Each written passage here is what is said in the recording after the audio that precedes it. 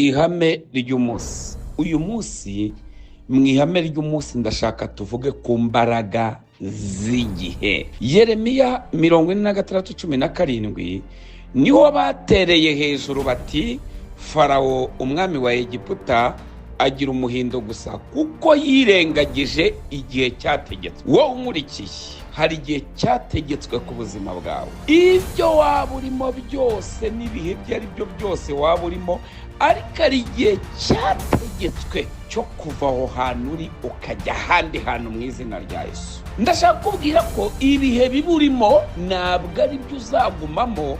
Hari igihe cyiza Imana yateguye ku buzima bwawe. Igihe cyo guceceka nikikugeraho, uzemere uceceke, kuko nuvuga mu gihe cyo guceceka nawe uzagutega amatwi.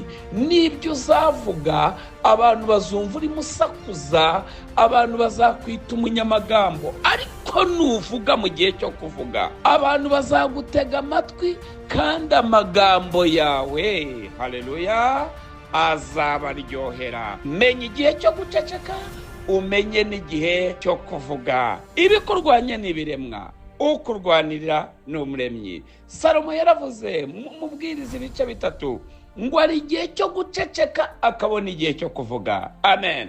Ibihe bijya bigusobanya, ariko Imana igitegura ibindi bihe bigusobanura. Niba warasobanijwe n'ibihe, akira igihe kigiye kugusobanura. Niba waracecekeshejwe n'ibihe, akira igihe kigiye kugusubiza ijambo ryawe mu izina rya Yesu.